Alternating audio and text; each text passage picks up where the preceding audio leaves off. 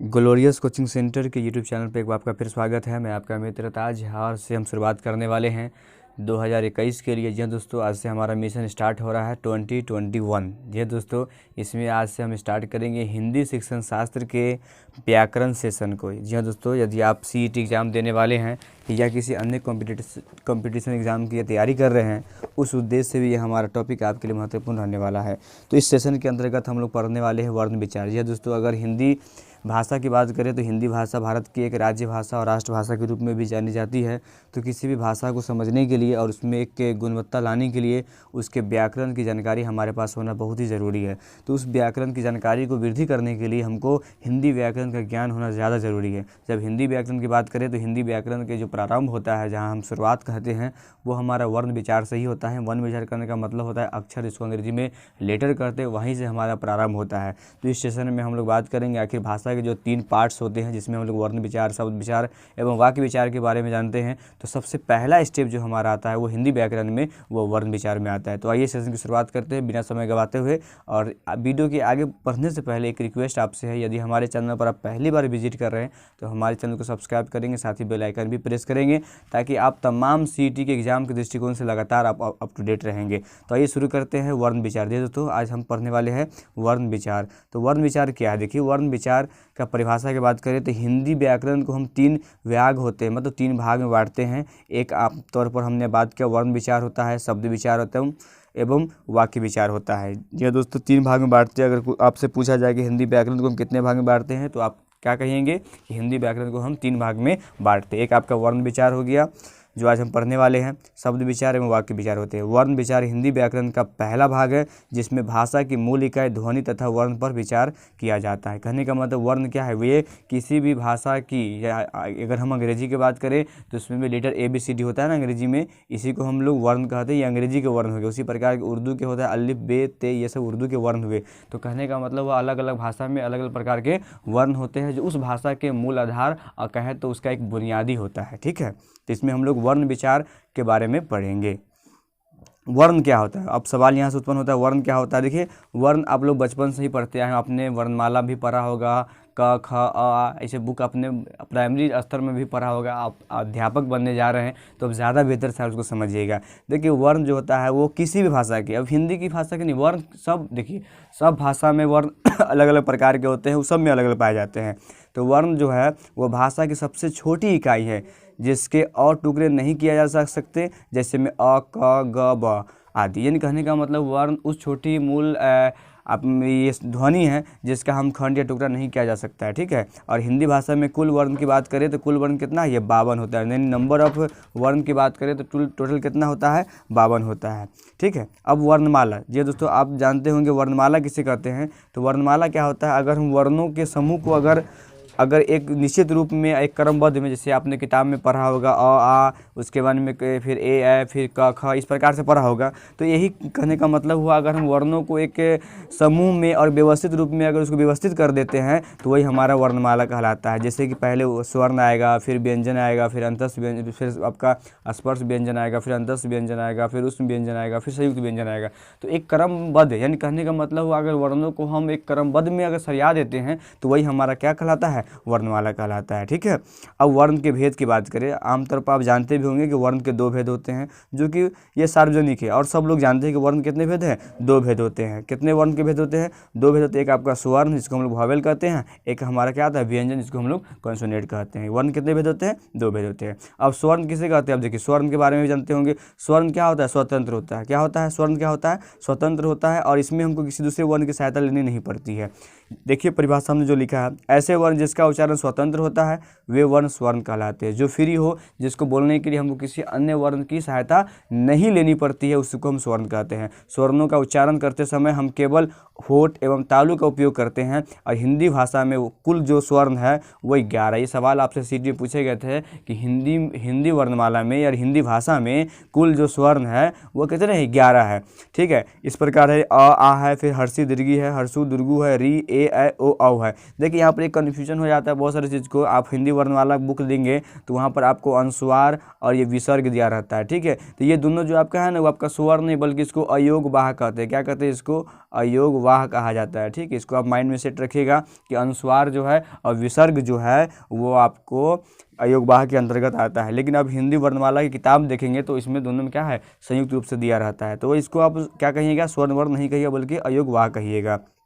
अब देखिए स्वर्ण के भी भेद होते हैं। आप जानते हैं आमतौर पर स्वर्ण के कितने भेद होते हैं? 3 भेद होते हैं। कितने भेद होते हैं? 3। आप हर्ष के बारे में जानते हैं, हर्षोप, दीर्घी और प्लुप्त के बारे में। प्लुप्त अब ये लुप्त भी हो गया है क्योंकि ये इसमें 3 गुना समय लगता था।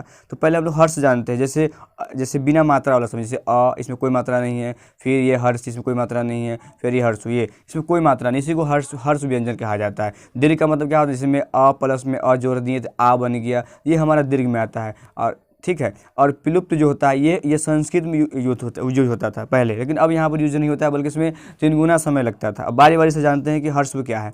ऐसे स्वर्ण, देखिए यहाँ पर लिखा हुआ है, ऐसे स्वर्ण जिसका उच्चारण जो होता है में सबसे कम समय लगता है वे हर्षु स्वर्ण कहलाते हैं। सभी हर्षु में 4 हर्षु होते हैं, अ ई हर्षु डी। ये आपका क्या अभी बताया जस्ट, ये हमारा क्या, इसके मूल स्वर भी कहा जाता है। यानी अगर हिंदी के मूल स्वर की बात करें तो अ, ये हर्षी, ये उ और री, ये आपका मूल स्वर्ण, यानी जितने स्वर्ण बनते हैं, अब दीर्घ स्वर बनेंगे ना तो कहीं ना कहीं ये चारों की सहायता से ही वो बनते हैं, इसलिए इसको क्या कहा जाता है? मूल स्वर्ण भी कहा जाता है, ठीक है। आगे बढ़ते हैं। दीर्घ, दीर्घ मतलब होता है दीर्घ में से ज़्यादा, यानी दुगुना समय लगता हो। क्या लगता हो? दुगुना समय लगता हो हर्ष से। ऐसे स्वर्ण जिसका उच्चारण में हर्ष स्वर से दुगुना समय लगता है वे दीर्घ स्वर कहलाते हैं। आमतौर पर पहले स्पष्ट किया था, हमारी वर्णमाला में 7 दीर्घ स्वर है, वे इस प्रकार है, जैसे आ है ना, आ, फिर दीर्घी, फिर दुर्गु, ए ओ औ। ये क्या है? ये आपका क्या है? ये दीर्घ है। ये भी स्वर्ण है लेकिन स्वर्ण में किस प्रकार का ये है? दीर्घ है। मतलब इसमें आपको स्वर्ण से ज़्यादा, मतलब जो आपका हर्ष है उससे दुगुना समय आपको बोलने में लगता है। प्लुप्त के बारे में बताइए, 3 गुना समय लगता है, इसमें आप जानते ही हैं।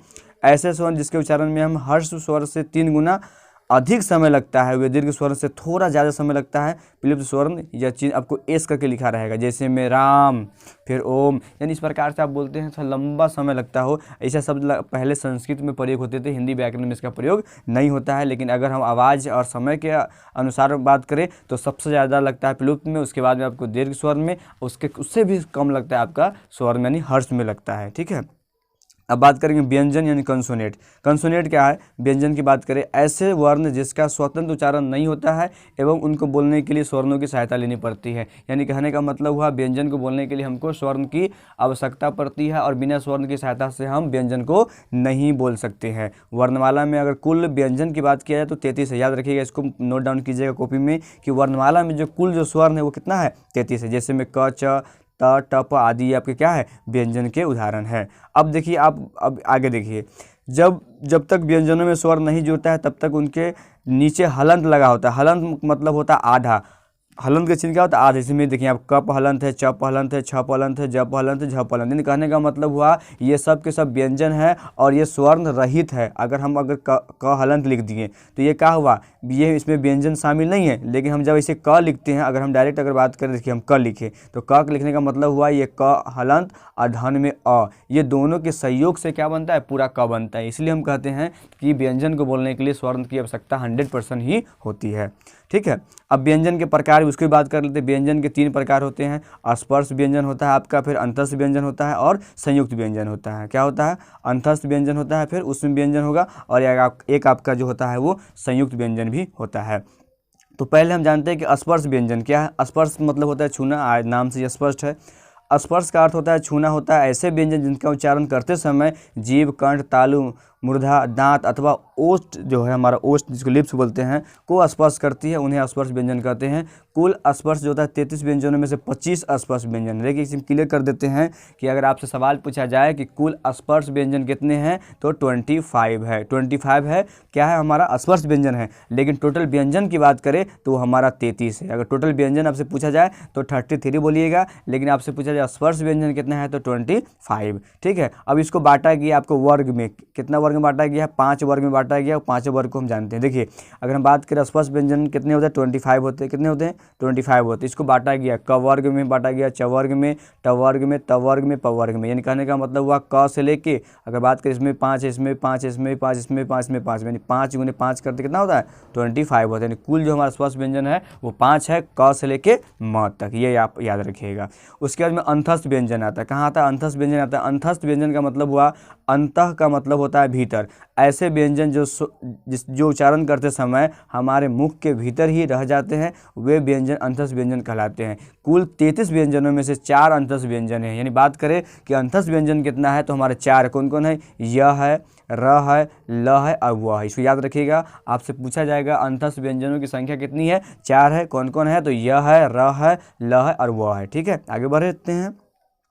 इन व्यंजनों का उच्चारण जो है, इन व्यंजनों का उच्चारण स्वर्ण तथा व्यंजन के मध्य का सा होता है। मतलब कहने का मतलब हुआ कि इसका उच्चारण जो होता है वो आपको स्वर्ण और व्यंजन के बीच में होता है। उच्चारण के समय में जीवा मुख के किसी भाग को स्पर्श नहीं करता है। इनका उच्चारण जीभ, तालु, दांत और ओष्ठ के परस्पर सटाने से होता है, सटने से होता है, किंतु कहीं भी पूर्ण स्पर्श नहीं होता है। यानी कहने का मतलब है इसका जो उच्चारण जो होता है वो आपका स्वर्ण और व्यंजन के बीच में होता है, और ये मुख का जीवा जो है कहीं भी स्पष्ट नहीं करता है। ठीक है, ये किसकी बात हो रहा था, हमारे अंतस्थ व्यंजन की बात हो रहा था। अब बात करेंगे उष्म व्यंजन, जो व्यंजन के ही प्रकार है। उष्म का मतलब होता है उष्मा, जिसको हम लोग हीट बोलते हैं ना, उष्मा। जैसा कि हम जानते हैं कि उष्म का अर्थ होता है गर्म, है ना, गर्म होता है। ऐसे वर्ण जिसका उच्चारण करते समय वायु मुख से रगड़ खाकर उष्मा पैदा करती। जब आप अपने मुंह पर ही रखेंगे हाथ और उसको बोलने का प्रयास करेंगे ना इस वर्ण को, तो कहीं ना कहीं आपके मुंह से क्या होगा, हवा, गर्म हवा निकलेगा। आप खुद इसका अवलोकन कर सकते हैं। अपने हाथ को लेंगे और जो 4 वर्ण है उसको बोलने का प्रयास करेंगे, आपको इसका एहसास होगा। यानी कहने का मतलब वो उच्चारण करते समय आपके मुँह से क्या होगा, गर्म हवा निकलेगा। वायु मुख से रगड़ खाकर उष्मा पैदा करती, यानी उच्चारण करते समय मुख से क्या होगा, गर्म हवा निकलती है। देखिए उष्म व्यंजन कितने होते हैं, 4 होते हैं। आप इसको नोट डाउन करेंगे कॉपी में। उष्म व्यंजन कितने, 4 है आपका। ये तालव्य श, मूर्धन्य श, दंती श, ह। आप इसको बोले, अपने हाथ को मुंह पर रखें, देखिए आप गर्म हवा का एहसास होगा। आप ट्राई करें इसको। संयुक्त व्यंजन क्या होता है, हमने बात किया संयुक्त व्यंजन क्या होता है। देखिए संयुक्त व्यंजन किसे कहते हैं, ऐसे व्यंजन जो 2 या 2 से अधिक व्यंजनों के मेल से बनते हैं वे संयुक्त व्यंजन कहलाते हैं। यानी कहने का मतलब होता है कि ये दोनों जो बनेंगे संयुक्त व्यंजन, वो व्यंजन के ही संयोग से बनेंगे, इसलिए इसको क्या कहा जाता है, संयुक्त व्यंजन कहा जाता है। देखिए हम बात करें तो कौन कौन है, हिंदी वर्णमाला में कुल संयुक्त व्यंजन 4 है। अक्ष, त्र, ज्ञ और स्र है। देखिए अक्षा कैसे बनता है, देखिए क में हलंत है, इसके में श है, अ, तो क्या बन गया, अक्षा बन गया। फिर त्र है, त, र, अ, ये त्र बन गया। इसी में रक्षक है, भक्षक है, पत्रिका है, सर्वत्र है, उसके अंदर सर्वज्ञ है, विज्ञापन है। उसके बाद में आपका श्र है, श्रीमती, श्रवण। ये आपका 4 जो है, अक्षा आपका, फिर त्र, फिर आपका ज्ञ और सरा, ये 4 जो आपका है वो संयुक्त व्यंजन है। इसको आप नोट डाउन कर लीजिएगा। उच्चारण अंगों के आधार पर बात करें, अब आगे बढ़ते हैं। उच्चारण अंगों के आधार पर व्यंजनों का वर्गीकरण किया गया है। उच्चारण के अंगों के आधार पर व्यंजनों का वर्गीकरण इस प्रकार है। कंठ, देखिए उच्चारण करने का मतलब हम जब बोलते हैं ना कहीं हमारे शरीर के, यानी कंठ से हो, तालु से, मुर्दा से हो, कहीं ना कहीं किसी प्रकार से आवाज़ हमारी निकलती, उसके अकॉर्डिंग बताएंगे। कंठ है, गला, गला की बात करें तो गला से हमारा क, ख, ग, घ, आप इसको बोलेंगे ना तो कहीं ना कहीं ये आपका गला से यानी कंठ से आवाज़ निकलता हुआ प्रतीत होगा। फिर आपका तालव्य यानी कठोर, तालु, तालु समझ रहे हैं ना, च, छ। अब बोले, अब मेरे साथ बोलेंगे च, छ, कहीं ना कहीं आपका जबान ऊपर सटेगा, च, छ, ज, झ, य, श। अब इसको बोले, ये तालव्य है। उसके अंदर मुर्दा, मुर्दा क्या होता है कि आपका जो जीभ है वो थोड़ा टेढ़ा होगा और ऊपर जुबान के ऊपर तालु में सटेगा। इसे देखिए ट, ठ, बोलिए ट, ठ, ड, ढ, फिर ढ, श। इसको आप बोलेंगे ना तो आपका जो जबान है वो टेढ़ा होगा और तालु के ऊपर सटेगा। आप इसको प्रयास करें, खुद आप बोलेंगे तो आप भी इस चीज़ को रियलाइज करेंगे। फिर दंत, दंत का मतलब दांत, दांत। अगर आप त, थ बोलिए त, थ, द, ध, ये बोलेंगे ना तो कहीं ना कहीं आपको दांत का सहायता लेना पड़ेगा, दांत का सहायता लेना पड़ेगा। फिर आपका दांतों के मूल से, देखिए यहाँ पर वर्त से क्या है, ये स, ज, र, ये आप जब बोलेंगे ना कहीं आपका आवाज़ जो होगा वो दांतों से ही उसकी प्रवृत्ति से निकलेगा। फिर ओष्ठ यानी लिप्स की बात करें, प, आप बोलेंगे प, फ, ब, भ, ये कहीं ना कहीं आपका क्या होगा, ओष्ठ आपका इसमें सहयोग करेगा। फिर दंतोष्ठ, मतलब कहने का मतलब वह दांत और ओष्ठ दोनों का प्रयोग उसमें होता है। प, फ, ये आपका दांत और ओष्ठ, मतलब कहने का मतलब दांत की भी सहायता लेनी पड़ेगी, ओष्ठ की भी सहायता लेनी पड़ेगी। ठीक है, उसके बाद में आपका स्वर यंत्र क्या है, ह। ठीक है। अब वर्ण विच्छेद क्या होता है? वर्ण विच्छेद का मतलब होता है वर्ण को हम किस प्रकार से खंडित करते हैं, उसी को हम वर्ण विच्छेद कहते हैं। जैसे देखिए, वर्ण विच्छेद का अंत होता है अलग अलग करना। ई प्रकार शब्द में प्रत्येक वर्ण को अलग अलग को हम क्या करते हैं?